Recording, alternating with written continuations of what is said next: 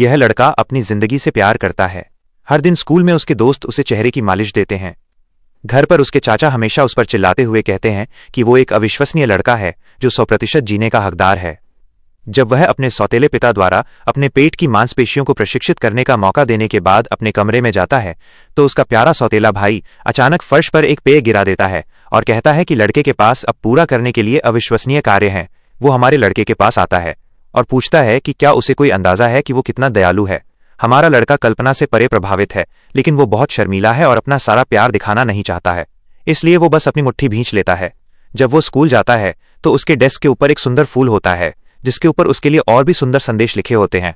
हर कोई टिप्पणी करता है कि वो कोई हारा हुआ इंसान नहीं है जो मरने का हकदार है और उसकी जिंदगी कितनी अविश्वसनीय होनी चाहिए। जब शिक्षक आते हैं और उस अविश्वसनीय हस्तलेखन को देखते हैं तो वे हमारे लड़के से कहते हैं कि वो वास्तव में अपने दोस्तों द्वारा धन्य है। ठीक उसके बाद वो अपनी पीठ को दीवार से टकराता है।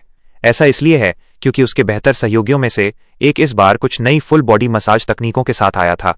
हमारा लड़का अपने ऊपर दिखाए जा रहे इतने प्यार को रोकने के लिए अपनी ताकत का उपयोग करने के बारे में सोचता है, क्योंकि उन लोगों ने उसे अपने प्यारे सौतेले भाई की याद दिला दी थी।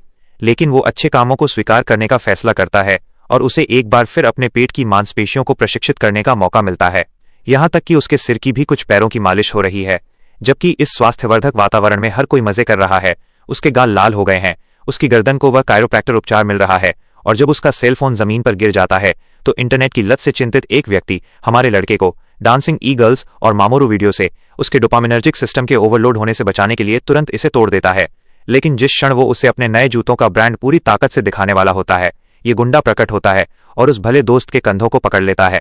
हर कोई गुंडे को निशी के रूप में पहचानता है और लड़कियों की जांघों के बीच अचानक फिसलन हो जाती है।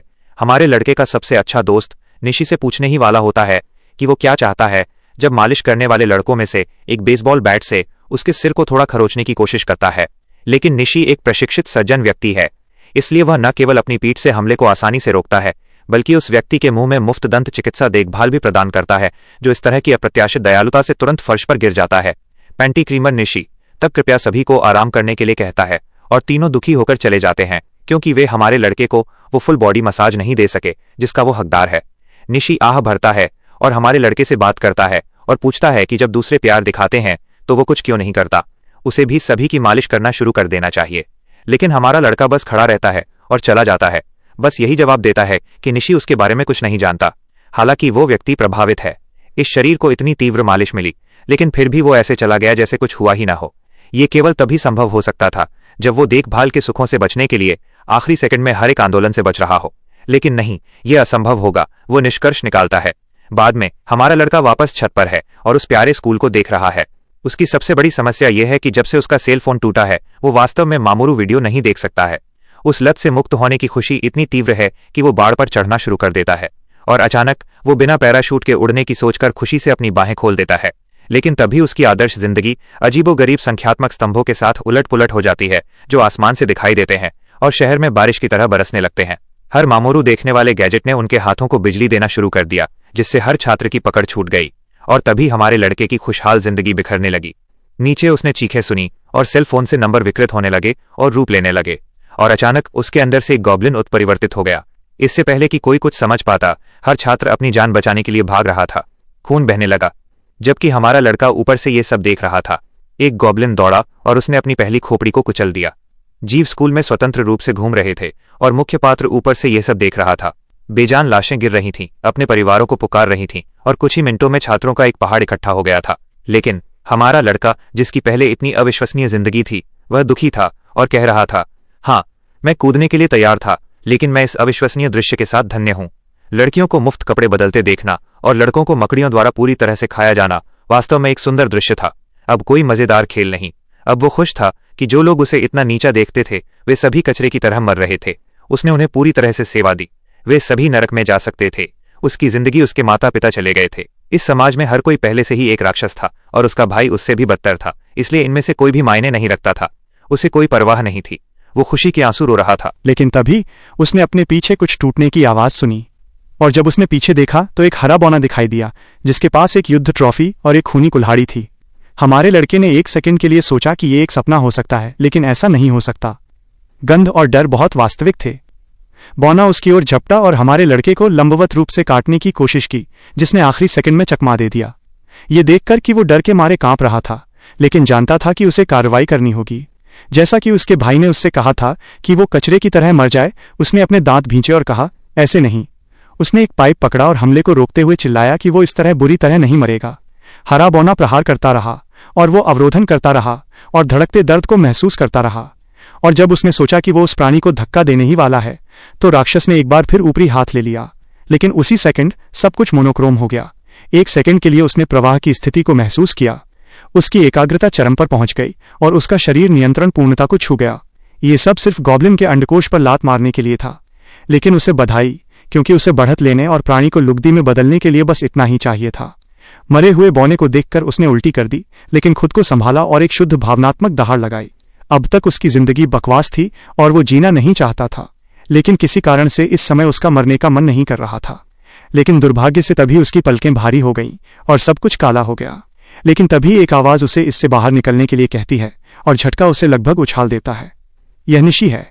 हमारे लड़के को सही सलामत देखकर राहत मिली। वो कहता है कि मुख्य पात्र के सिर की चोट इतनी खराब लग रही थी कि उसे यकीन था कि वो खत्म हो गया है। हमारा लड़का पूरी तरह से बर्बाद लग रहा है, जबकि निशी उसे आराम से लेने के लिए कहता है। लेकिन जब वो बाहर देखता है तो उसे एहसास होता है कि आपदा हर जगह फैल चुकी है। पूरा शहर नरक है। फिर वे कुछ सिसकियां सुनते हैं और बाकी कक्षा को डरते हुए पाते हैं। अजीब बात है कि सख्त लोग अब खुद ही पेशाब कर रहे हैं। कुजो सदमे में है, जबकि शिक्षक उसे पकड़ते हैं और आदमी कहता है कि वो सबकी रक्षा करेगा। पीई शिक्षक सकुरा को दिलासा देने का नाटक करता है, लेकिन वह आदमी खुलेआम लड़की की संपत्ति की जांच कर रहा है। बाकी लोग पहले से ही जानते हैं कि इस तथाकथित मेहनती आदमी की आंखों से भस्म होना कैसा होता है।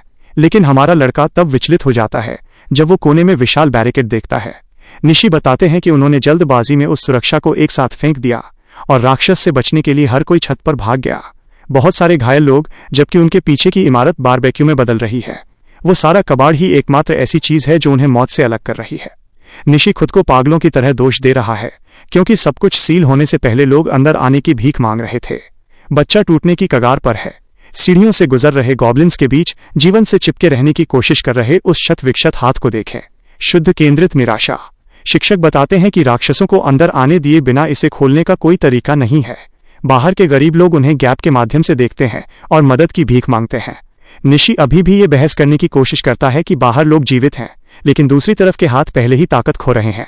मलबे के पीछे से हताश चीखें गूंजती हैं और निशी पूरी तरह से टूट रहा है। भाई सदमे में है। वो कहता है कि गहराई से वो सिर्फ जीवित रहना चाहता था और उसकी जीवित रहने की वृत्ति ने कब्जा कर लिया। लेकिन फिर हमारा लड़का मरे हुए गॉब्लिन को घूरते हुए कहता है कि ये उसकी गलती नहीं है। निशी पूछता है कि क्या मुख्य पात्र ही था जिसने उस चीज को अकेले मारा था, और कहता है कि वो अद्भुत है, इससे पहले कि वो स्वीकार करे कि वो दूसरी ओर पूरी तरह से जम गया था। निशी में मुख्य पात्र के साहस की कमी का पछतावा है, जबकि रिकुडो वही खाली भाव रखता है। शिक्षक सभी को इकट्ठा होने के लिए चिल्लाता है और जैसे ही वो उन्हें राक्षसों के प्रकट होने के क्षण से स्थिति का विश्लेषण करने के लिए कहता है, हर कोई चौंक जाता है। सकुरा अपने फोन का उपयोग करने की कोशिश करती है, लेकिन बैटरी बस मर चुकी है। एक अन्य बच्चा कहता है कि उसका भी बंद हो गया है और सख्त लोग पुष्टि करते हैं कि सभी के फोन ऑफलाइन हैं, यहां तक कि निशी का भी, जबकि मुख्य पात्र की स्क्रीन पूरी तरह से टूटी हुई है। शिक्षक शिकायत करता है कि वे मदद के लिए कॉल भी नहीं कर सकते। निशी पूछता है कि क्या हुआ और हमारे लड़के को याद आता है कि राक्षस फोन से बाहर आए थे और अब डिवाइस बस बंद हो गए हैं। वो अपने हाथों में पड़े ई कचरे के टुकड़े को देखता है और महसूस करता है कि कोई भी राक्षस उसके फोन से बाहर नहीं आया, क्योंकि वो टूटा हुआ था। शिक्षक सभी को व्यवस्था बनाए रखने के लिए चुप रहने के लिए कहता है और उन्हें आश्वस्त करता है कि पुलिस या सेना सभी को बचाने आएगी। लेकिन रिकुडो तुरंत इसे वैसे ही बताता है जैसा ये है। वो आदमी बकवास बात कर रहा है। शिक्षक मुख्य पात्र के उपहास से अवाक रह जाता है, क्योंकि वो समझाता है कि यदि राक्षस फोन से आए हैं तो पूरा शहर पहले से ही बर्बाद हो चुका है। हर कोई पूरी तरह से हिल गया है, जबकि वो जोड़ता है कि पूरी दुनिया शायद ऐसी ही है, सिर्फ जापान ही नहीं। सकुरा टूट चुकी है। कुछ लोग पहले से ही इसे खोना शुरू कर रहे हैं, लेकिन निशी कहता है कि अगर वे जीवित रहना चाहते हैं तो उन्हें बाहर निकलना होगा और एक सुरक्षित जगह ढूंढनी होगी। ताकेदा सच सुनने को बर्दाश्त नहीं कर सका और तुरंत आदेश देने के लिए रिकुडो के पास जाता है। उस कमीने की छोटी सी मुस्कान को देखो। वो अभी भी सोचता है कि स्कूल उसका है। वो लड़के को कॉलर से पकड़ता है और उसके चेहरे पर चिल्लाने लगता है, लेकिन रिकुडो पलक तक नहीं झपकाता और उसकी आंखों में वो खालीपन बुली को भ्रमित कर देता है। वो हमारे लड़के को फिर से कचरा कहता है और उसके गिरोह के बाकी सदस्य सहमत होते हैं और उसे अपनी जगह जानने के लिए कहते हैं। लेकिन तभी निशी चीजों को शांत करने की कोशिश करने के लिए कदम रखता है। सकुरा मध्यस्थ की भूमिका निभाने की कोशिश करती है, सभी से मिलने के लिए कहती है, लेकिन ताकेदा नहीं रुकेगा, यह पूछते हुए कि क्या रिकुटो इतना डर गया है कि उसकी आवाज खो गई है। सन्नाटे के अलावा कुछ नहीं। बुली ऐसा महसूस कर रहा है जैसे पूरी दुनिया उसकी है और सोचता है कि मुख्य पात्र असली राक्षसों की तुलना में कुछ भी नहीं है। वो अपने फेफड़ों के शीर्ष पर एक उत्तर की मांग करता है और हमारा आदमी अंततः कहता है कि वो एक गले का दर्द है। आसपास के लोग इस दुस्साहस से दंग रह जाते हैं। ताकेदा मौके पर ही पूरी तरह से टूट जाता है और अपनी मुट्ठी भींचता है, चिल्लाया कि बच्चा किससे बात कर रहा है। निशी उन्हें रोकने के लिए चिल्लाने की कोशिश करता है, लेकिन रिकुटो ने समस्या को खुद ही संभाल लिया है। एक त्वरित आंदोलन के साथ वो अपने शरीर के वजन को स्थानांतरित करता है और एक आदर्श आर्मलॉक के साथ बुली को जमीन पर पिन कर देता है। ताकेदा का चेहरा कंक्रीट के खिलाफ कुचल गया है, खून बह रहा है और पूरी तरह से भ्रमित है। निशी बच्चे की तकनीक से पूरी तरह हैरान है और आसपास के लोग केवल पूर्व नेता के अपमान को देख सकते हैं। ताकेदा दर्द से चिल्लाता है, एक्स्ट्रा से कहता है कि वो उसे अभी जाने दे, लेकिन मुख्य पात्र बस एक आह भरता है, पूरी स्थिति को हास्यास्पद पाता है। वो सोचता है कि वो कभी किसी ऐसे व्यक्ति से कैसे डर गया जो इतना औसत दर्जे का था। ताकेदा चिल्लाता रहता है कि वह उसे मार डालेगा, लेकिन रिकुटो दबाव बनाए रखता है। उन मरी हुई मछली जैसी आंखों और उसके चेहरे पर उस मनोरोगी लुक के साथ बुली व्यावहारिक रूप से फर्श पर दया की भीख मांगने के लिए तैयार है। फिर निशी चिल्लाता है कि बहुत हो गया और दूसरे आदमी का हाथ बर्बाद होने से पहले मुख्य पात्र को दूर खींच लेता है, जबकि सोचता है कि बच्चा पागल है और सोचता है कि क्या ये वास्तव में वही आदमी है जो पिटता था। इस बीच उनके आसपास हर कोई पूरी तरह से चकित है। ताकेदा, जो अभी भी जमीन पर है, अभी भी कसम खा रहा है कि वो मुख्य पात्र को मार डालेगा, लेकिन निशी उससे चुप रहने के लिए कहता है क्योंकि ये छोटी लड़ाई का समय नहीं है। जबकि हारने वाला कोने में बड़बड़ाता रहता है। निशी रिकुटो से इसे अभी के लिए जाने देने के लिए कहता है और वो सहमत हो जाता है क्योंकि अभी लड़ना समय की बर्बादी है। बुली ये स्वीकार नहीं कर सकता कि वो एक एक्स्ट्रा द्वारा बर्बाद कर दिया गया था। फिर निशी बातचीत को वापस पटरी पर लाने के लिए शिक्षक की ओर देखता है और वो आदमी डर से इतना पसीने से तर है कि वो केवल सिर हिला सकता है।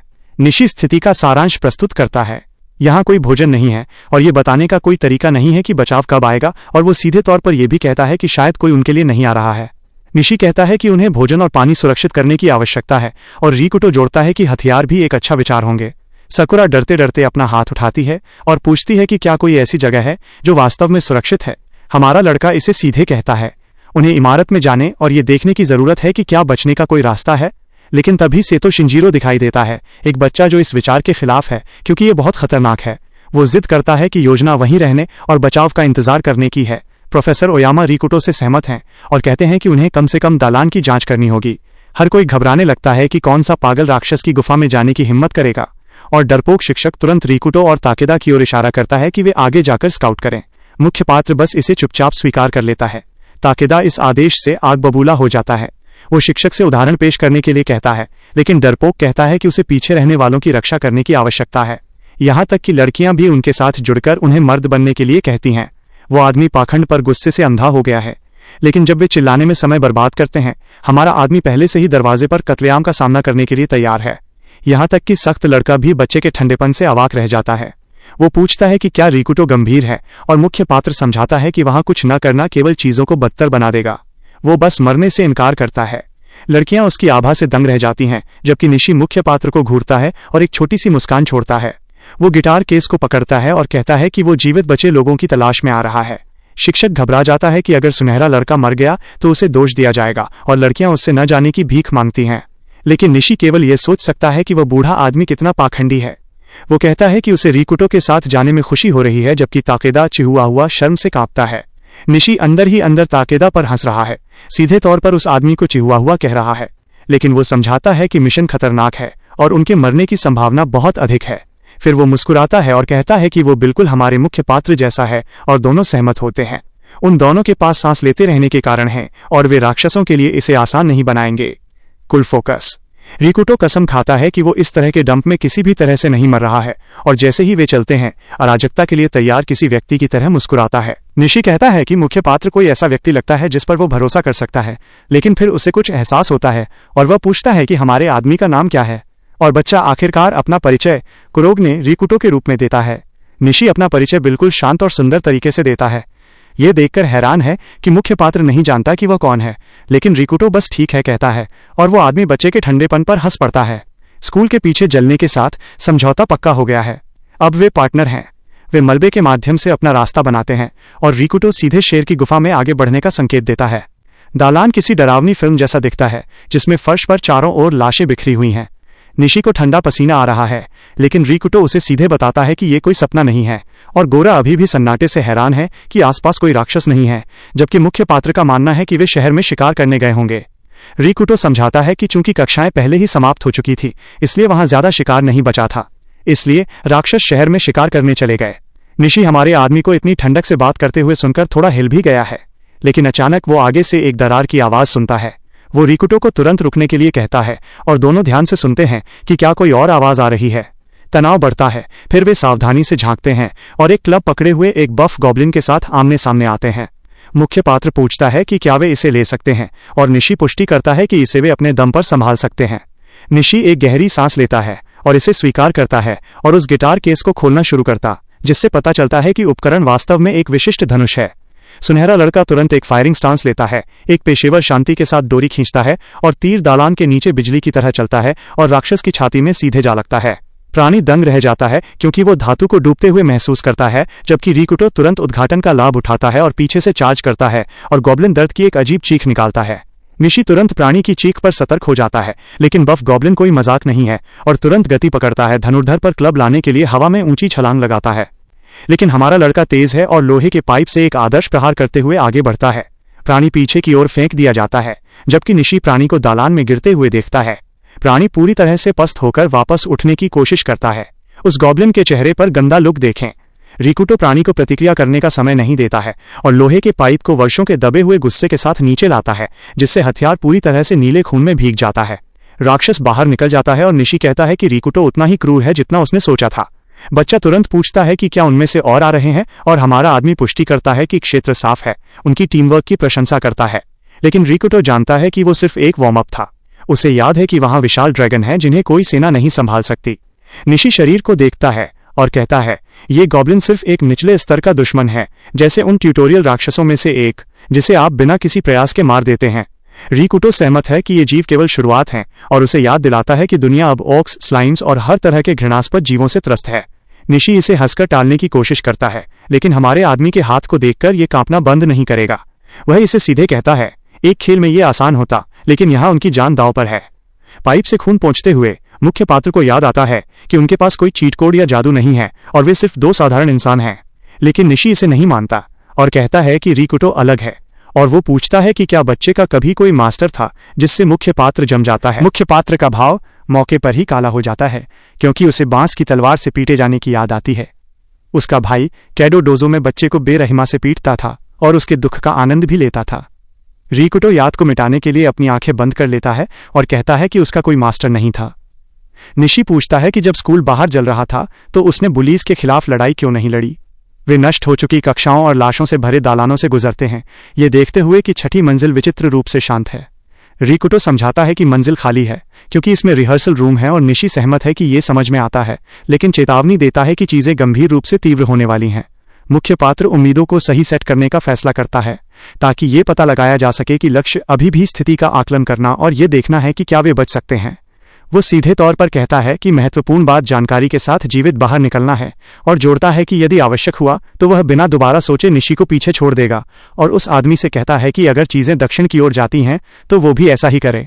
निशी इसे अच्छी तरह से लेता है और कहता है कि आपातकाल में कोई कठिन भावनाएं नहीं होती हैं, और रिकुटो एक छोटी सी मुस्कान भी छोड़ता है। निशी टिप्पणी करता है कि वो सब सख्त व्यवहार करता है, लेकिन गहराई से वो वास्तव में ऐसा नहीं है। सुनहरा लड़का किसी की उस छोटी सी मुस्कान के साथ अपना कान खुजलाता है, जिसने मुख्य पात्र को पहले ही समझ लिया है, लेकिन मदद के लिए एक चीख सन्नाटे को चीर देती है और रिकुटो तुरंत जम जाता है। बच्चा निशी को अनदेखा करते हुए आवाज की ओर उड़ता है, जो उसे रुकने के लिए चिल्लाता है। धनुर्धर देखता है कि वो आदमी सुन भी नहीं रहा है और हंस पड़ता है, क्योंकि मुख्य पात्र ने कहा था कि वो दूसरों को छोड़ देगा, फिर भी वो मदद के लिए दौड़ने वाला पहला व्यक्ति था। निशी व्यावहारिक रूप से मुख्य पात्र के साथ तालमेल बिठाने की कोशिश में अपना एक फेफड़ा खो रहा है, जबकि दोनों शांत दालान में दौड़ते हैं। लेकिन सन्नाटा तब समाप्त होता है जब वे पैर के इस पूर्ण पेड़ के तने के साथ आमने सामने आते हैं। ये एक विशाल ऑग्रे है जो छोटे गॉब्लिन्स के साथ फर्श को साफ कर रहा है। कोटोने सब कुछ सदमे में देखती है और सोचती है कि उसे मदद करने की जरूरत है, लेकिन बेचारी लड़की पत्ते की तरह कांप रही है। लेकिन कमरे के अंदर लड़कियों के साथ जितना संभव हो उतना कम स्तर के गॉब्लिन्स की आवाज शुद्ध निराशा है। फर्श पहले से ही उन लोगों से ढका हुआ है जिन्हें कभी मौका नहीं मिला, और प्राणी पहले से ही सकुरा के ऊपर है। अच्छे भगवान, देखो कि ये लड़की कितनी स्टैग्ड है, लेकिन वास्तव में इसके लिए यह समय नहीं है। कोटोने डर से टूटकर खड़ी है और खुद को समझाने की कोशिश करती है कि उसे मिसाकी को बचाना है, जिसे एक गॉब्लिन द्वारा कोने में धकेल दिया गया है, जिसकी बात करने में कोई दिलचस्पी नहीं है। और प्राणी हमला करता है, फर्श को खून से लथपथ कर देता है। लड़की पूरी तरह से घबरा जाती है, अपने कान ढक लेती है और प्रार्थना करती है कि ये सब एक सपना हो, और अत्यधिक हताशा में माफी मांगना शुरू कर देती है। खुद को प्रतिक्रिया न कर पाने के लिए दुनिया का सबसे बुरा इंसान महसूस करती है। बाहर स्कूल शांतिपूर्ण लगता है और उसे याद आता है कि जब राकुटो पिट रहा था और वो बस वहां खड़ी देख रही थी। फ्लैशबैक में बुलीज राकुटो को अपमानित कर रहे थे और कोटोने ये सब देख रही थी, ये जानते हुए कि उसे कदम उठाने की जरूरत है और उन्हें रुकने के लिए कहने के लिए अपना मुंह खोलने की कोशिश भी करती है। लेकिन बुली मुख्य पात्र के चेहरे पर सीधे लात मारता है, जो गुस्सा दिलाने वाला है। लड़की केवल कांप सकती थी और अपने दिमाग में उससे माफी मांग सकती थी, जब तक कि साइतो उसके कंधे को नहीं छूता और उससे कहता है कि कक्षा शुरू होने वाली है, और उसका हाथ पकड़कर खींचता है, जबकि राकुटो वहां जमीन पर रह जाता है और दोनों बस आगे बढ़ जाते हैं। वर्तमान में रात ने स्कूल को पहले ही निगल लिया है। कोटोने अपने ब्लैकआउट से जागती है और खुद को एक लॉकर के अंदर बंद पाती है। उसे बाहर घिनौनी आवाजें सुनते हुए मिसाकी की याद आती है और आश्चर्य होता है कि वो कब तक बाहर थी। वो अंधेरे में अपने फोन के लिए टटोलती है, लेकिन लॉकर अचानक हिलने लगता है और वो आतंक में अपनी सांस रोक लेती है। और फिर अचानक पूर्ण सन्नाटा। आप यहां से उसकी हताशा को महसूस कर सकते हैं। कहीं से भी प्रकाश की एक किरण छत को काटती है और प्रकट करती है कि उसकी छिपने की जगह समाप्त हो गई है। 3 गॉब्लिन पहले से ही उसे घेरे हुए हैं, जबकि वो किनारे देखती है और मिसाकी के शरीर को देखती है। बेचारी लड़की पूरी तरह से घिरी हुई है और प्राणी पहले से ही उसे बालों से खींच रहा है, जबकि वो दया की भीख मांग रही है। लेकिन राक्षस केवल उसके चेहरे पर एक दहाड़ लगाता है और जीव पहले से ही उसकी वर्दी के पीछे जा रहे हैं। अच्छे भगवान, देखो कि ये लड़की कितनी स्टैग्ड है, वो हताशा में चिल्लाती है और कहीं से भी सब कुछ रोशनी में विस्फोट हो जाता है। सांस फूलने पर वो किसी भी तरह की मदद की भीख मांगती है, लेकिन राक्षस केवल हंसते हैं। वो अंत की उम्मीद में अपनी आंखें बंद कर लेती है, जब एक विशाल क्लब अचानक गॉब्लिन के सिर को टुकड़े टुकड़े कर देता है, जिससे बेचारी लड़की बिना कुछ समझे अपनी आंखें खोल देती है और क्षेत्र को साफ करने वाले ओगरे के साथ आमने सामने आ जाती है। वो प्राणी उन लाल आंखों के साथ एक राक्षस जैसा दिखता है। वो जेली से भी ज्यादा कांप रही है, यहां तक कि दूसरे गॉब्लिन भी उस जानवर के डर से अपनी जान बचाकर भागते हैं।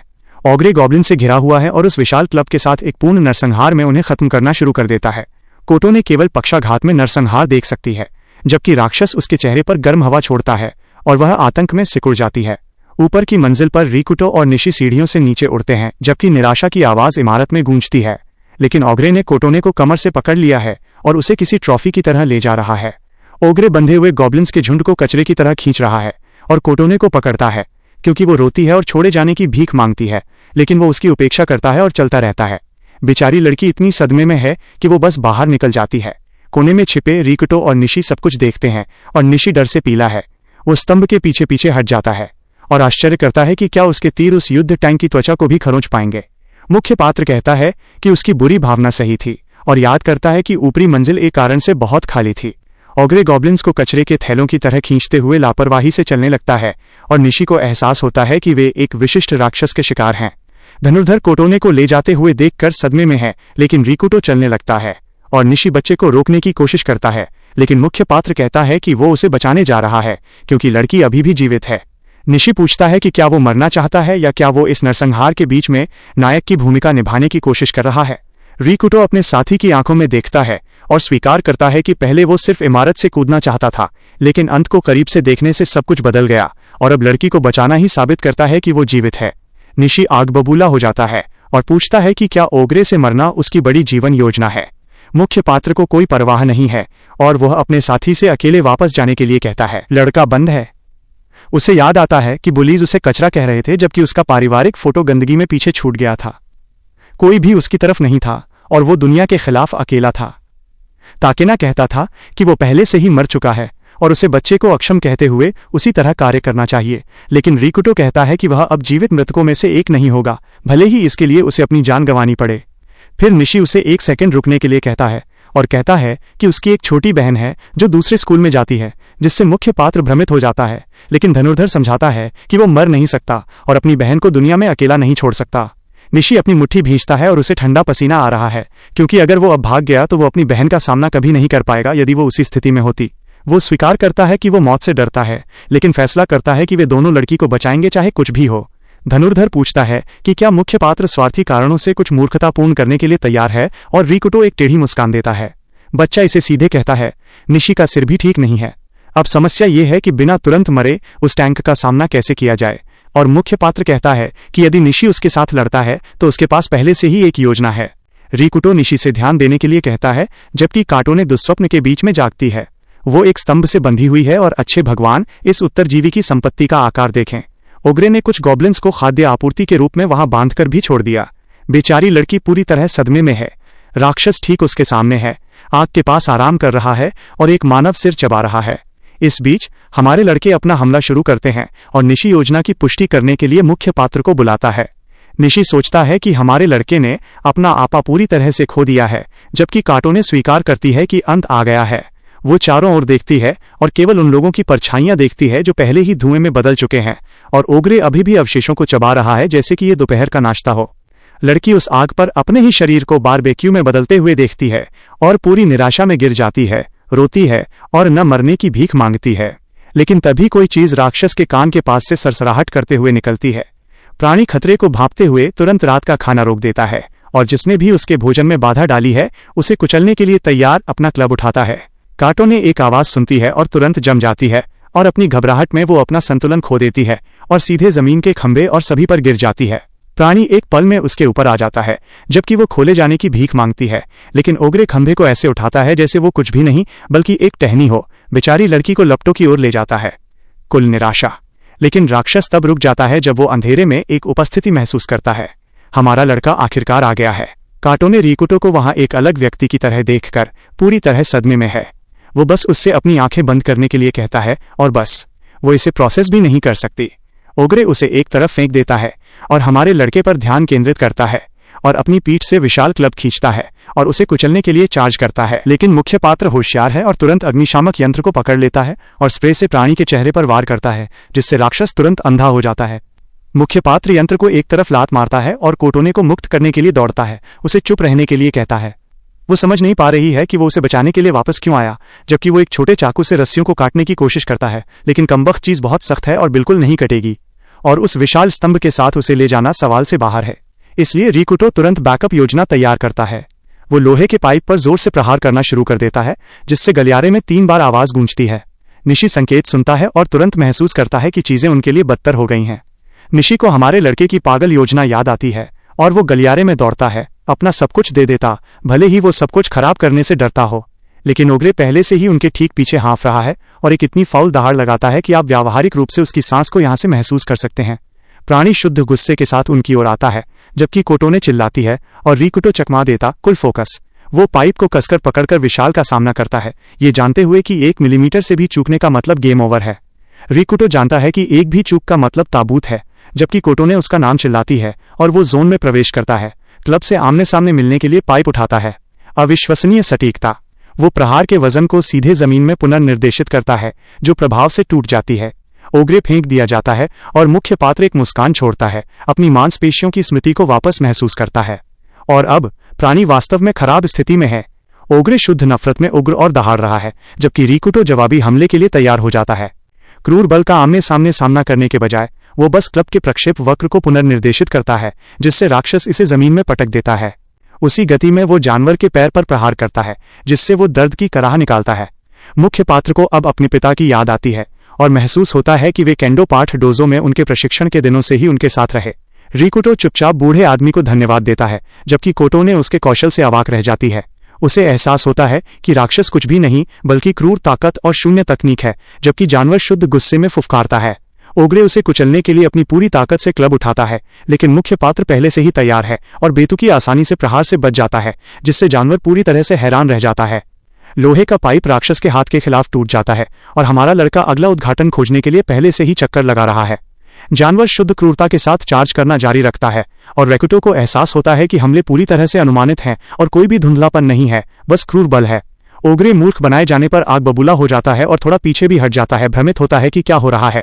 कोटोने लड़ाई देखते हुए दंग रह जाती है, लेकिन उसे एहसास होता है कि हमारा लड़का अपनी सीमा पर है और उसका हाथ इतना कांप रहा है कि लोहे का पाइप लगभग बाहर फिसल रहा है। चीजों को बदतर बनाने के लिए राक्षस एक टैंक है और बमुश्किल एक चीज महसूस करता है, इसलिए अब आमने सामने जाना आत्महत्या होगी। निशी इसके लिए दौड़ रहा है और रिकुटो जानवर को लुभाने की कोशिश करता है, जो शुद्ध गुस्से में फुफकारता है। लेकिन कहीं से भी राक्षस मुड़ता है और विचित्र ताकत के साथ खंभे को उठाता है जिस पर कोटोने अभी भी है। और मुख्य पात्र मौके पर ही जम जाता है, जोर से गाली देता है, जबकि ओग्रे उसे कुचलने के लिए प्रहार करता है। प्रभाव स्कूल को हिला देता है और कक्षा शुद्ध मलबे में बदल जाती है। रेकुटो एक बाल से कुचले जाने से बच जाता है, जबकि ओग्रे उसके पीछे आता है, लार टपकाता हुआ। बेचारी कोटोने हथौड़े की तरह इस्तेमाल की जा रही है। उसे पार्क में एक धूप वाला दिन याद आता है जहां दो लड़के उसकी जिंदगी दयनीय बना रहे थे। लेकिन तभी एक छोटा लड़का हस्तक्षेप करने के लिए दिखाई दिया। यह छोटा रेकुटो था जो लड़की की रक्षा कर रहा था, और अब वो उसकी ओर पीठ मोड़ने के लिए अपराध बोध में रोती है। बाहर निशी स्थान लेता है और सोचता है कि मुख्य पात्र चकमा देने में एक राक्षस है। रेकुटो अपनी सीमा पर है और अब अपनी थकावट को छुपा नहीं सकता, जबकि निशी जानवर को एक सीधी रेखा में लुभाने के लिए दालान में तैयार हो जाता है। वो केंद्रित है और कहता है कि वो इसे यहीं समाप्त कर देगा। ओग्रे शुद्ध रोष में पीछा जारी रखता है और मुख्य पात्र को कुचलने की कोशिश करने के लिए स्तंभ को नीचे लाता है। मुख्य पात्र अभी भी पाइप से प्रहार को रोकने का प्रबंधन करता है, लेकिन ये स्पष्ट है कि तनाव बहुत अधिक है।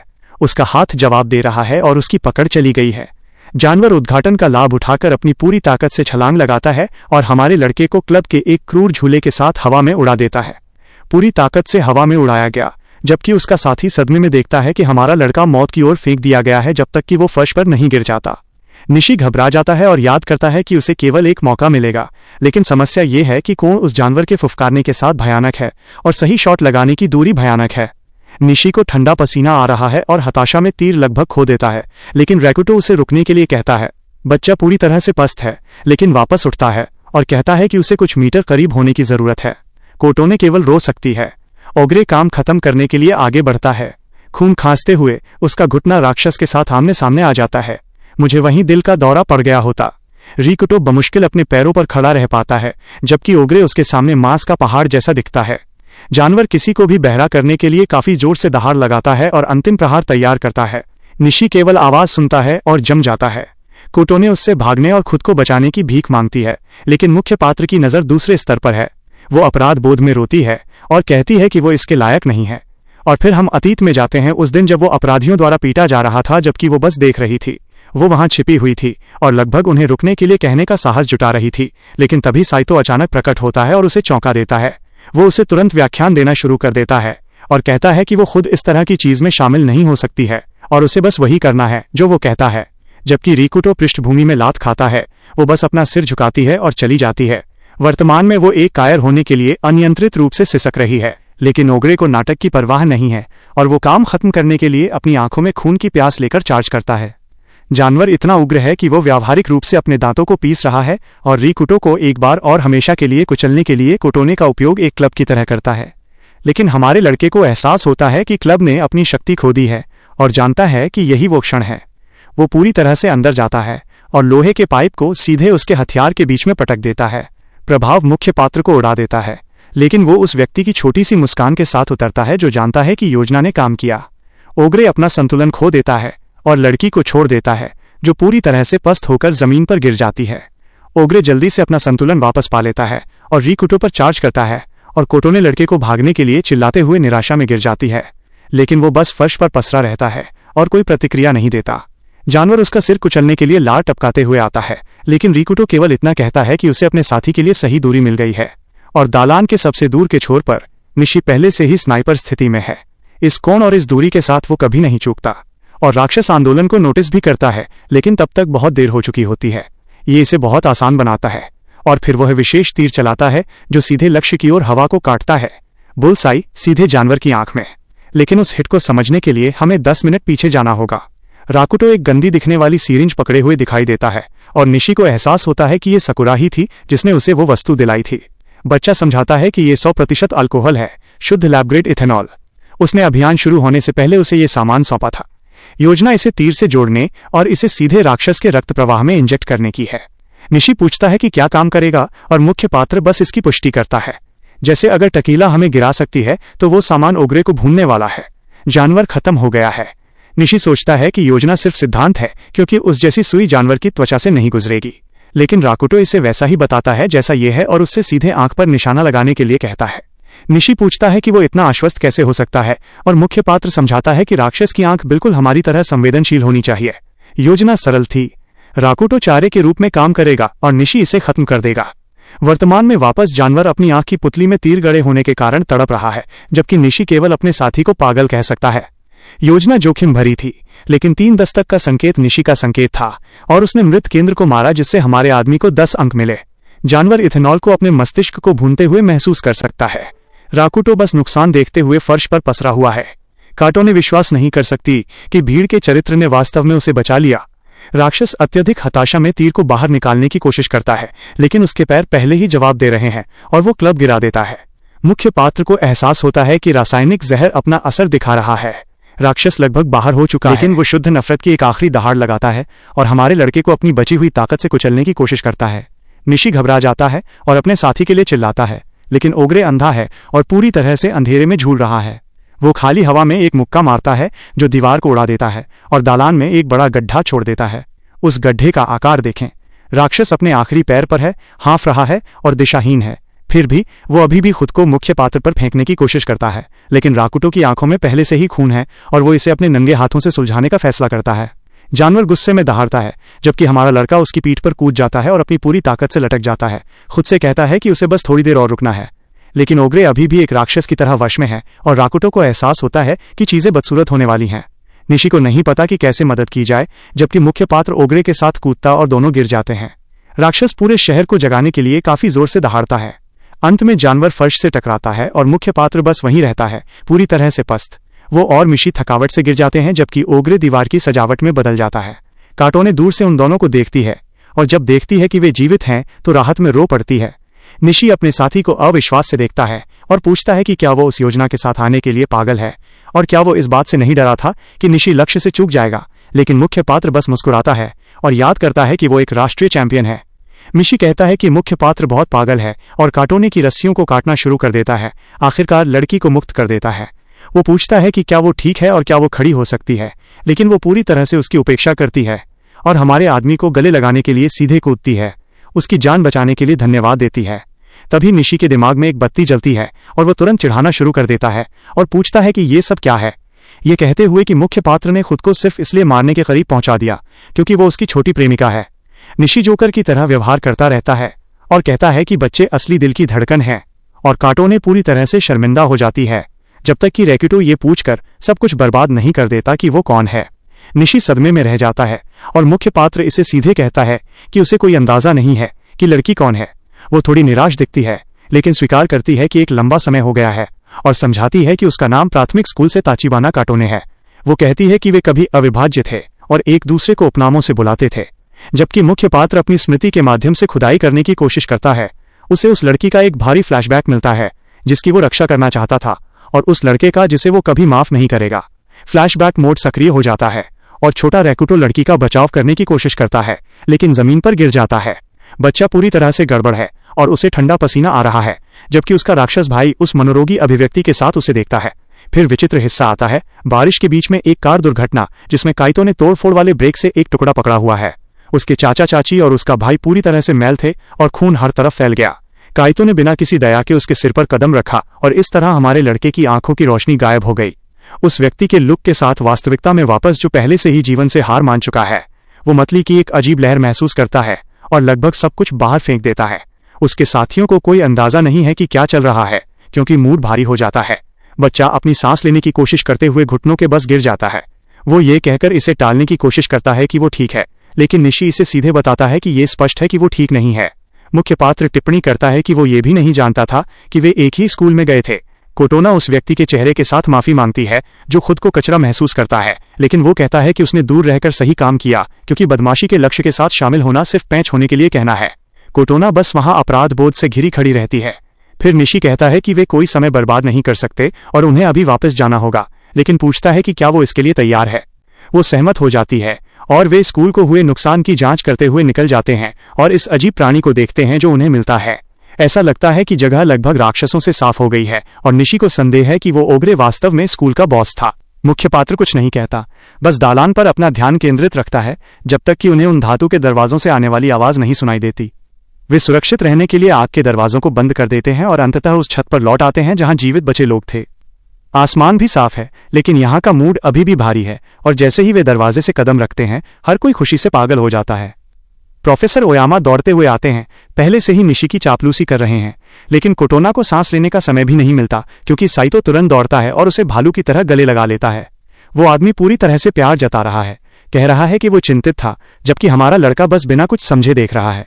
निशी हवा में तनाव को पकड़ते हुए किनारे पर रहता है।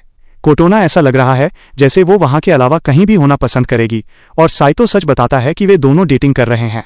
बस इस आदमी पर वो फर्जी मुस्कान देखो। सकुरा तुरंत गपशप से पूरी तरह चौंक कर कूद पड़ती है। वह आदमी यहां तक कहता है कि उनके परिवारों ने पहले ही रिश्ते को अपना आशीर्वाद दे दिया है, लेकिन कोटोना केवल अपना सिर झुका सकती है, पूरी तरह से जमी हुई। साइतो बचाव के लिए निशी को धन्यवाद देने की कोशिश करता है, लेकिन हमारा आदमी उसे तुरंत काट देता है और उसे रिकिटो को धन्यवाद देने के लिए कहता है। गोरा विश्वास नहीं कर सकता कि एक्स्ट्रा ने ये सब खुद किया, और गपशप तेजी से फैलती है और हर कोई संदेह करता है कि क्या मुख्य पात्र वास्तव में पहले जैसा ही आदमी है। साइतो आखिरकार हमारे लड़के से बात करता है, ऐसा अभिनय करता है जैसे उसे उसका नाम बमुश्किल याद हो, और बचाव के लिए उसे धन्यवाद देता है, लेकिन फिर उस मुड़ टिप्पणी को फेंकता है कि कोटोना कुछ भी नहीं बल्कि परेशानी थी। जहर को देखो। मुख्य पात्र पलक तक नहीं झपकाता। वो कहता है कि ये कुछ नहीं था। फिर नकली ने उनसे लड़की को उसके पास छोड़ने के लिए कहा और उसे ले गया, जबकि बेचारी पीछे मुड़कर देखती है। सकुरा भी इस पूरी डेटिंग कहानी से पूरी तरह से हैरान है, और निशी उसे मिली वस्तु के लिए धन्यवाद देने का मौका लेता है और कहता है कि इसने उनकी जान बचाई। वो अल्कोहल के पीछे के विज्ञान को समझाना शुरू करती है और बच्चे को पूरी तरह से स्तब्ध छोड़ देती है। लेकिन जब वो पूछता है कि उसके पास वो सामान क्यों था, तो गोरी का चेहरा लाल हो जाता है। उस जैसी प्रतिभा के साथ वो जो चाहे छुपा सकती है। प्रोफेसर ओयामा तुरंत रिपोर्ट मांगने आते हैं और निशी समझाता है कि बाहर की स्थिति एक आपदा है, कोई और जीवित नहीं है। खबर समूह को बुरी तरह प्रभावित करती है। कम से कम आग के दरवाजे बंद हैं, और शिक्षक तुरंत यह सोचकर आराम करता है कि वे सुरक्षित हैं। शिक्षक पागलों की तरह व्यवहार करना और आदेश देना शुरू कर देता है, लेकिन छात्र बस इस आदमी के पाखंड को नोटिस करते हुए खड़े रहते हैं, और इस तरह बेस स्थापित करने की होड़ शुरू हो जाती है, और हर कोई एक और दिन टिकने की कोशिश में बक्से ले जाता है। जबकि हर कोई गलियारों को अवरुद्ध करने के लिए डेस्क इकट्ठा करता है, लड़कियां भोजन की आपूर्ति का ध्यान रखती हैं। सकुरा अपनी किट की जांच करती है। उस जैसे रसायन विज्ञान कौशल के साथ मैं उसके द्वारा पढ़ाए गए किसी भी वर्ग को लूंगा। निशी बस अपनी सांस लेने के लिए किनारे पर रहता है, लेकिन तभी अचानक फर्श पर एक भारी घसीटने की आवाज आने लगती है, जो एक विशाल बोरे से आ रही है, जो बिल्कुल भी अनुकूल नहीं लग रहा है। हमारा लड़का अकेले ही लाशों का पूरा ढेर घसीट रहा है। बोरे से इस तरह हाथ निकलते देखना विचित्र है। काटो ने केवल उसे सौंपे गए गंदे काम को देखकर हैरान रह सकती है, और वो समझाता है कि उन्हें सड़ने से पहले मृतकों को वहां से बाहर निकालने की आवश्यकता है। काटो ने पूछती है कि वो उन सभी लोगों का क्या करने जा रहा है, और रोकुडो बस उसे अपने कंधे पर वो खाली लुक देता है।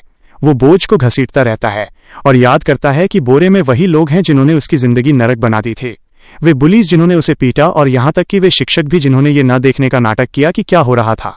मुख्य पात्र स्वीकार करता है कि उसने हमेशा कामना की कि वहां हर कोई मर जाए, और काटो ने उस व्यक्ति के हाव भाव से सुनती है जिसे चेहरे पर थप्पड़ मारा गया हो।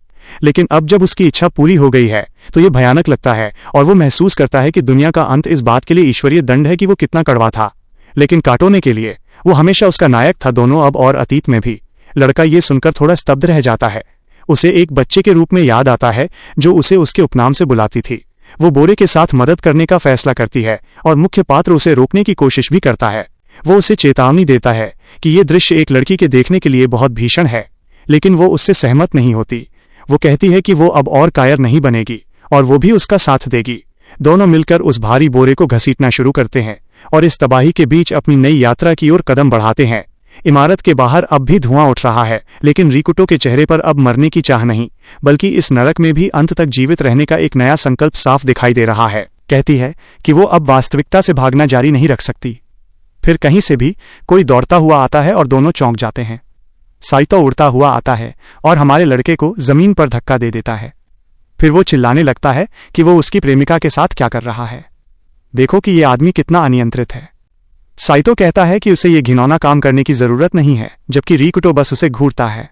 वो मुख्य पात्र को एक चालाक कमीना कहता है और कहता है कि उसे कोटोने का उपयोग करने पर शर्म आनी चाहिए। वो यह समझाने की कोशिश करती है कि मदद करना उसका विचार था, लेकिन साइतो तुरंत कहता है कि मुख्य पात्र उस पर दबाव डालने के लिए बचाव का उपयोग कर रहा है। वो हेरफेर के इस स्तर को समझ नहीं सकती है, और सुंदर लड़का यहाँ तक कहता है कि वो इस घटना के बारे में सभी को बताने जा रहा है ताकि हर कोई कुरोगने पर नजर रखे। वो आदमी हमारे लड़के की प्रतिष्ठा को बर्बाद करने पर तुला हुआ है। साइतो उससे चुप रहने के लिए कहता है और उसे दूर ले जाने की कोशिश करता है, लेकिन रिकुटो बस कहता है कि उसे कोई परवाह नहीं है और उससे कहता है कि वो जो चाहे करे। मुख्य पात्र काम पर वापस चला जाता है जबकि अमीर बच्चा हंसता है और उस आदमी को कचरा कहता है। वह कोटोने को मुख्य पात्र से बात करने से मना करता है और उससे बस आज्ञा मानने के लिए कहता है, और रिकुटो बिना पीछे देखे भी चलता रहता है। लेकिन लड़की का सब्र का बांध टूट गया था और वो उस पागल के चेहरे पर थप्पड़ जड़ देती है। बहुत संतोषजनक।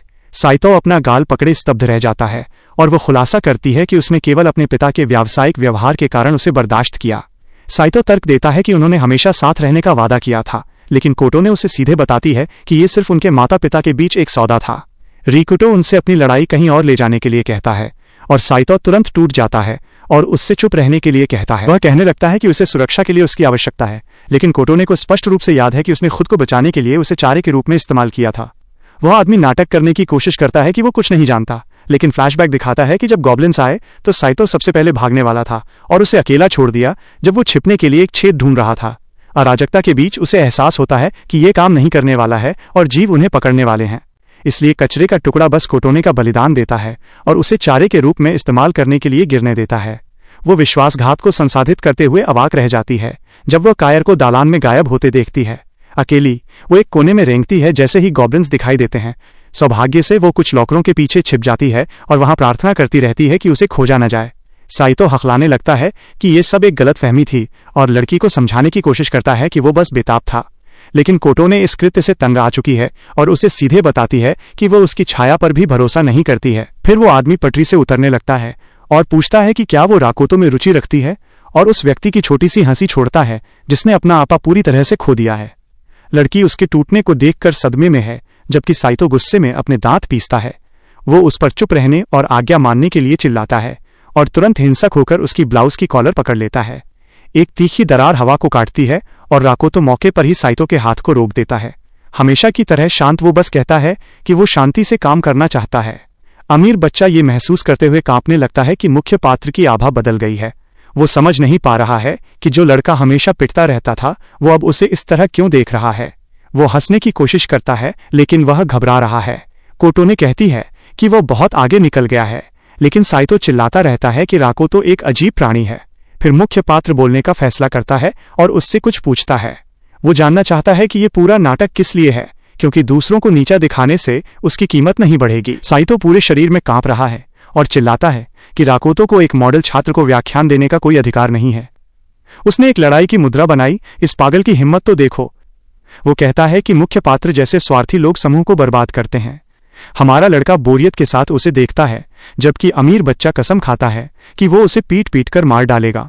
वो समझ जाता है कि यह कराटे है, लेकिन पीठ मोड़ लेता है और मना कर देता है। पागल हंसता है कि वो जीत गया, लेकिन फिर राकोतो समझाता है कि वो केवल इसलिए उसे नहीं मार रहा है क्योंकि वो कोटोने को परेशान नहीं करना चाहता। साइतो बस वहीं खड़ा अपमान को संसाधित करता है और हमारे आदमी पर चार्ज करते हुए गुस्से में फट पड़ता है। वो राकोतो से चुप रहने के लिए कहता है और एक मुक्का मारता है, लेकिन किसी ऐसे व्यक्ति के लिए जो पहले से ही एक ओगरे से बच गया है। ये स्लो मोशन है। मुख्य पात्र को डर की एक बूंद भी महसूस नहीं होती है और वो विचित्र शांति के साथ सब कुछ चकमा दे देता है। प्लेबॉय अपने ही पैरों पर फिसल जाता है और बोरे में पड़ी लाशों में से एक की ओर मुंह के बल गिर जाता है। झटका इतना बड़ा है कि वो मौके पर ही जम जाता है और राकोतो बस पूछता है कि क्या उसने आखिरकार भारी काम में मदद करने का फैसला किया है। साइतो लकड़ी का एक टूटा हुआ टुकड़ा पकड़े फर्श पर ठंडा पसीना बहा रहा है, जबकि राकोतो उसे ऐसे देखता है जैसे वो कुछ भी नहीं है। फिर निशी दालान में दिखाई देता है और पूछता है कि क्या हुआ। मुख्य पात्र कहता है कि ये कुछ गंभीर नहीं था, लेकिन अमीर बच्चा मिली डांट से ठंडा पसीना बहा रहा है। निशी इस पर विश्वास करने का नाटक करता है और पूछता है कि क्या कोटोने और साइतो स्थिति को स्वीकार करते हैं। बात करने के लिए समय न होने पर राकोतो काम पर वापस चला जाता है और सोचता है कि साइतो स्कूल का जीनियस था जिसने कभी वास्तविक कठिनाई का सामना नहीं किया था। इस बीच अमीर बच्चा निशी से पूछता है कि उसने वहां आने का फैसला क्यों किया। निशी रोकुदो पर भारी काम छोड़ने के लिए माफी मांगता है और मुख्य पात्र उसे मास्टर आर्चर कहकर मजाक करता है। निशी छेड़ने से बहुत शर्मिंदा हो जाता है और कोटोने बस ये सोचकर हंसती है कि ये दृश्य अराजकता के बीच एक चमत्कार है। अब योजना आखिरी लाशों को छत पर ले जाने और अगले कदम का फैसला करने के लिए वापस आने की है। साइट स्कूल पर गिरती है और तात्कालिक आश्रय में हर कोई थोड़ा आराम करने की कोशिश करता है।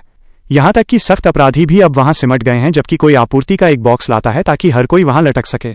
प्रोफेसर ओयामा चिल्ला रहे हैं कि वे एक उदाहरण स्थापित कर रहे हैं और हर कोई इससे तंग आ चुका है। निशी और कोटोने की कोई भूख नहीं है, लेकिन रोकुडो बिना किसी दया के रात का खाना खा जाता है। कहीं से भी एक चीख सन्नाटे को काटती है और सकुरा गुस्से में दिखाई देती है। वो फोन को चालू करने के लिए हर संभव तरीके से प्रयास करती है और उसे मिला चार्जर दिखाती है, लेकिन बैटरी चार्ज नहीं होगी, भले ही वो चीज बिल्कुल नहीं हो। मूल रूप से यदि कोई जीव इसमें से बाहर आया है तो उपकरण समाप्त हो गया है। सकुरा फर्श पर गिर जाती है। वो वास्तव में खबर देखना चाहती थी। कोटोने सवाल करती है कि क्या इंटरनेट बिना बिजली के काम करता है, और गोरी समझाती है कि शहर में एक बैकअप सिस्टम है। वो सिर्फ एक ऐसा फोन चाहती थी जो पोर्टल न हो, और मुख्य पात्र अपना खुद का फोन निकालता है। रोकुडो समझाता है कि बुली ने उसका फोन पहले ही तोड़ दिया था, लेकिन सकुरा इसे वैसा ही बताती है जैसा ये है। इस तरह टूटा हुआ ये बेकार है। कोटोने को एहसास होता है कि उसका फोन बिल्कुल रोकुडो के जैसा ही है, और निशी दंग रह जाता है कि वे दोनों इतने प्राचीन मॉडल का उपयोग करते हैं। बस उसका मूर्खतापूर्ण चेहरा देखो। लेकिन सकुरा एक अवसर देखती है और समझाती है कि यह विशिष्ट मॉडल एकमात्र ऐसा है जिसे वो ठीक करने में सक्षम हो सकती है। आशा की वो किरण दिखाई देती है और आश्रय का मूड पूरी तरह से बदल जाता है। फिर निशी सभी को एक बैठक के लिए बुलाता है और इसे सीधे रखता है। भोजन केवल 3 दिन चलेगा और वे सब कुछ से कट गए हैं। मुख्य पात्र कचरा हथियार दिखाता है जिसे वे प्राप्त करने में कामयाब रहे। मैं उस सामान के साथ एक गॉब्लिन का सामना नहीं करूंगा। धनुर्धर स्वीकार करता है कि वे खराब स्थिति में हैं, लेकिन सकुरा के पास एक योजना है। योजना हमारे लड़कों को वापस जीवित करने के लिए कोटोने के फोन को कैनिबलाइज करने की है। सकुरा कहती है कि वो इसे संभाल सकती है, लेकिन वो घबराहट में हंस रही है। निशी यहां तक मजाक करता है कि ताकेदा ने मुख्य पात्र के उपकरण को नष्ट करके मदद की। इंटरनेट एक्सेस के साथ वे बचाव या आश्रय पा सकते हैं। कोटोने कंप्यूटर के बारे में पूछती है, लेकिन उत्तर निराशाजनक है। बस उन स्क्रीनों की स्थिति देखें। हमारा जीनियस व्यावहारिक रूप से सारे तनाव से टूट रहा है। निशी समझाता है कि केवल राकुटो का फोन ही काम करने का मौका देता है यदि उसकी मरम्मत की जाती है, और निश्चित रूप से उसी स्थिति में और भी लोग बाहर हैं। मुख्य पात्र अपने कंधे पर लोहे के पाइप को समायोजित करते हुए बस सुनता है, लेकिन इस योजना के काम करने के लिए उन्हें विशिष्ट उपकरणों की आवश्यकता होती है, और लक्ष्य पास का एक डिपार्टमेंट स्टोर है। सकुरा पुष्टि करती है कि उनके पास वहां सब कुछ है, और लड़कियां उत्साहित हो जाती हैं क्योंकि वे एक ही समय में भोजन और हथियार पकड़ सकती हैं। लेकिन शिक्षक उन्हें रुकने के लिए चिल्लाता है और ये कहते हुए कायरतापूर्ण बकवास शुरू कर देता है कि बचाव किसी भी क्षण आ सकता है। लेकिन राकुटो को कोई परवाह नहीं है और वो बस इशारा करता है कि स्टोर वहीं है। हमारा लड़का कार से जाने का सुझाव देता है और शिक्षक से पहिया संभालने के लिए कहता है। वो आदमी मौके पर ही जम जाता है। मुख्य पात्र समझाता है कि पैदल जाना आत्महत्या है, लेकिन वो बहाना बनाता है कि उसे सभी की रक्षा के लिए पीछे रहने की आवश्यकता है, और कहता है कि वो किसी भी तरह से गाड़ी नहीं चला रहा है। निशी पूरी तरह से भ्रमित है। फिर कोटोने ड्राइव करने के लिए स्वेच्छा से आगे आती है और सभी को अवाक छोड़ देती है। निशी उसके लाइसेंस के बारे में पूछता है और वो समझाती है कि उसके दादा ग्रामीण इलाकों में रहते हैं और जब वो छोटी थी तब से उसे अपना ट्रक चलाने दे रहे हैं। साइतो सदमे में है। वो पूछता है कि क्या कोटोने ने अपना आपा पूरी तरह से खो दिया है, लेकिन वो उससे कहती है कि वो इससे दूर रहे, और राकुटो पूछता है कि क्या वो सुनिश्चित है। हमारा आदमी उसे चेतावनी देता है कि वहां पागलपन है और कार के अंदर भी वे पूरी तरह से सुरक्षित नहीं होंगे, लेकिन वो किसी निरर्थक तरीके से न मरने के लिए दृढ़ है। मुख्य पात्र 1 सेकंड के लिए उसकी ओर देखता है और अपने चेहरे पर उस दुर्लभ छोटी मुस्कान के साथ समझ गया कहता है। वो कहता है कि वो उसकी मदद पर भरोसा कर रहा है, जबकि साइतो किनारे खड़ा व्यावहारिक रूप से ईर्ष्या से फट रहा है। कहीं से भी शिक्षक अपना मुक्का मेज पर पटक देता है। वो गुस्से में है और पूछ रहा है कि किसने उन्हें अपने दम पर सब कुछ तय करने की अनुमति दी। वो आदमी चिल्लाता है कि वो शिक्षक है और जिम्मेदारी उसकी है। निशी से तुरंत चुप रहने के लिए कहता है। वो कहता है कि वे सिर्फ बच्चे हैं और उन्हें शांत होने की जरूरत है। हम इंतजार करते हैं। वो पानी की आपूर्ति की ओर इशारा करता है और कसम खाता है कि अगर वे भोजन को राशन करते हैं तो वे बचाव की प्रतीक्षा में पूरा 1 हफ्ता निकाल सकते हैं। लेकिन राकुटो उस बर्फीली नजर के साथ उसकी ओर चलने लगता है और पूछता है कि क्या वो वास्तव में सोचता है कि सब कुछ देखने के बाद वहीं रुकना सुरक्षित है। राकुटो कहता है कि अब कोई सुरक्षित जगह नहीं बची है, जबकि छत से नीला कीचड़ टपक रहा है। हराड़ा जम जाता है जब वो छींटे महसूस करता है। मदद के लिए एक चीख बहस को बाधित करती है। तमी को एक विशाल कीचड़ द्वारा जिंदा निगला जा रहा है। बस उस चीज का आकार देखें। बेचारा सांस लेने की कोशिश करता है, लेकिन कीचड़ ने उसे पहले ही घेर लिया है। हमारा आदमी 1 सेकंड भी बर्बाद नहीं करता है और चार्ज करता है, जबकि बाकी लोग बस बच्चे को भस्म होते हुए देखते हैं। वो घर चलाता है कि स्थिर खड़े रहना मरने के लिए कहना है, और पाइप को उस प्राणी पर नीचे लाता है जो कुछ भी उसके पास है। राकुटो अपनी पूरी ताकत से पाइप को नीचे घुमाता है, जबकि कीचड़ में छेद करने की कोशिश करता है। प्रभाव इतना मजबूत है कि तमी फर्श पर वापस थूक दिया जाता है, अपने फेफड़ों से खांसते हुए जैसे ही कीचड़ पीछे हटता है। लेकिन वो चीज अभी भी बरकरार है और दूसरे दौर के लिए तैयार है। मुख्य पात्र तुरंत स्थिति लेता है और खिड़की से एक पर्दा खींचता है ताकि चारे के रूप में उपयोग किया जा सके। वो निशी के लिए चिल्लाता है और हमारा धनुर्धर नाटक को खत्म करने के लिए पहले से ही शॉर्ट लाइन में लगा रहा है। यह विचित्र है। कीचड़ मांस को पिघला देता है लेकिन पॉलिएस्टर कपड़ों को अछूता छोड़ देता है। हमारा लड़का पर्दे के साथ अंदर जाता है और निशी के साथ मिलकर गिनती शुरू करता है 3 पर। वे उस प्राणी को गरीब आदमी से छुड़ाने में कामयाब हो जाते हैं। सकुरा किनारे से पूरी तरह देखती है, उन दोनों की कच्ची ताकत पर विश्वास नहीं कर पाती। लेकिन जिलेटिनस चीज ने उस हिट को बमुश्किल महसूस किया और मुख्य पात्र ने कहा कि ये राक्षस शारीरिक क्षति से प्रतिरक्षित है। निशी तुरंत घबराने लगता है, पूछता है कि उन्हें आग कहां से मिलेगी, लेकिन सकुरा अपने केस में उत्तर लाती है। वो रासायनिक तरल फेंकती है और फिर उसमें आग लगा देती है और बूम लपटें 1 सेकंड में जिलेटिन को खा जाती हैं। बस फर्श पर एक दाग रह गया है और रिकुटो स्वीकार करता है कि उसने उनकी जान बचाई। लेकिन जीत लंबे समय तक नहीं टिकती क्योंकि तमी फर्श पर बेजान पसरा हुआ है। मुख्य पात्र अवाक रह जाता है क्योंकि डरपोक शिक्षक अराजकता को समझने की कोशिश करने आता है। रिकुटो शिक्षक को घूरता है और वो आदमी कांपने लगता है, यह कहते हुए कि वे सभी लगभग मारे गए थे। मुख्य पात्र पूछता है कि क्या योजना वास्तव में केवल एक बचाव की प्रतीक्षा में बैठने की है जिसे वे जानते भी नहीं हैं कि अस्तित्व में है। और ओयामा टूट जाता है और अपने घुटनों पर गिर जाता है। बस इस वयस्क व्यक्ति की स्थिति देखें। वो प्रभारी बनने की कोशिश करना छोड़ देता है और उन्हें जो चाहे करने देता है। प्रांगण में बाहर निशी गॉब्लिन्स को मारना शुरू कर देता है और रिकुटो लोहे के पाइप से बाकी को साफ करता है। काम पूरा हुआ। मुख्य पात्र पुष्टि करता है कि क्षेत्र साफ है और निशी उनसे उस कार की ओर भागने के लिए कहता है जो कोटोने को अभी मिली है। निशी चाबी सौंपता है और जब देखता है कि ये एक मैनुअल ट्रांसमिशन है तो चौंक जाता है, लेकिन कोटोने कहती है कि वो वास्तव में इस तरह और भी बेहतर ड्राइव करती है। फिर वह सकुरा को आते देखता है और वह समझाती है कि वो एकमात्र ऐसी व्यक्ति है जो फोन को ठीक करने के लिए आवश्यक भागों को जानती है। पूरी तरह से शर्मीली वो सीट पर चढ़ जाती है और पहले से ही विलाप कर रही है कि उसका जीवन जल्दी समाप्त होने वाला है। लेकिन तभी निशी किसी और को आते हुए नोटिस करता है और ये साइतो है जो कहीं से भी दिखाई दे रहा है। वो कहता है कि वो भी आ रहा है क्योंकि कोटोने की रक्षा करना उसका कर्तव्य है। अविश्वसनीय। निशी तुरंत साइतो को कोई परेशानी न पैदा करने की चेतावनी देता है और वो आदमी कसम खाता है कि वो मूर्ख नहीं है और वह भी जीना चाहता है। जबकि कोटोने कायर को नक्शा दिखाती है, निशी बस उम्मीद करता है कि वो कुछ भी खराब न करे। वो पूछता है कि क्या हर कोई तैयार है और निशी तुरंत पुष्टि करता है, ड्राइवर पर अपना भरोसा रखता है। सकुरा ऐसा लग रहा है जैसे डर के मारे उसका पूरा ब्रेकडाउन होने वाला है। मुख्य पात्र चुप रहता है और एओ मार्केट के लिए बाहर निकलने का अंतिम आदेश देता है। कार दूरी में गायब हो जाती है जबकि स्कूल में रुके लोग दूर से देखते हैं।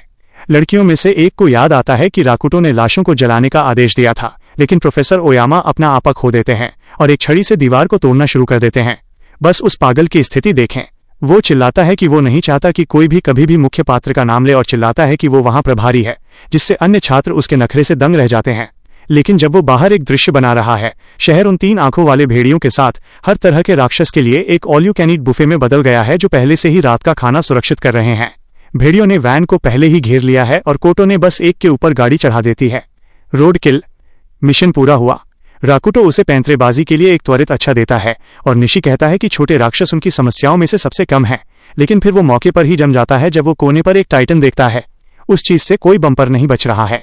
सकुरा उनसे वापस मुड़ने और इससे बचने के लिए अगला कोना लेने के लिए कहती है और मुख्य पात्र हमारे ड्राइवर पर पूरा दबाव डालता है। इस बीच आसमान उपयोगिता पोल पर बैठे जीवों से भरा हुआ है और भेड़िए ये संकेत देने के लिए चिल्लाते हैं कि वैन घिरी हुई है। सड़कों पर जो दावत बन गई है उसे देखो यार, कौवे पहले से ही रात का खाना सुरक्षित कर रहे हैं। निशी कहता है कि ऐसा वास्तव में लगता है कि दुनिया आखिरकार खत्म हो गई है। मुख्य पात्र पूछता है कि क्या उसने कोई जीवित बचा हुआ देखा, लेकिन निशी स्वीकार करता है कि उसने किसी को नहीं देखा।